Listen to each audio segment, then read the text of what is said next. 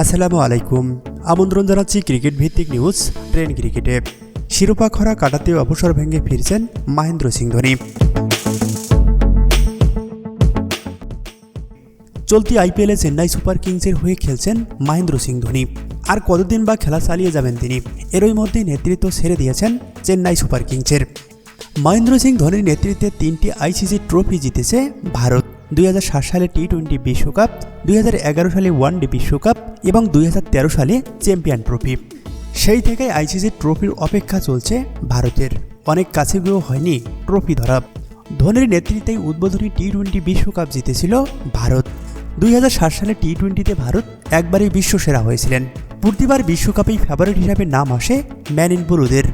যদিও আক্ষেপটা মেটে না। তবে কি ধোনি ফিরলে আক্ষেপটা মিটবে ভারতের?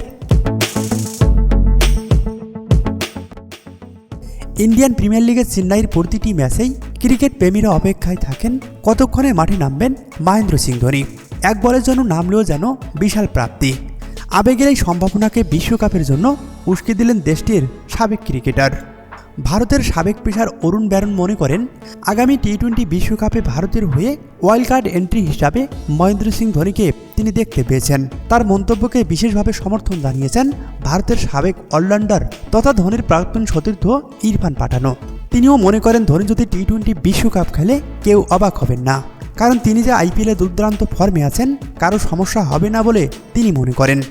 এবারের আইপিএলে অল্প সময়ের জন্য নেমেছেন মহেন্দ্র সিং ধোনি, তবে তিনি একটি বলও নষ্ট করেননি। সর্বশেষ ম্যাচটির কথাই ধরা যাক। এক বল খেলার সুযোগ পেয়েছেন, বাউন্ডারি মেরেছেন। মুম্বাই ইন্ডিয়ান্সের বিপক্ষে ওয়াংখেড় স্টেডিয়ামে মাত্র 4 বল খেলে করেছেন 20 রানের দুরন্ত ইনিংস। 250-এর ওপরে স্ট্রাইক রেটে ব্যাট করেছেন মহেন্দ্র সিং ধোনি।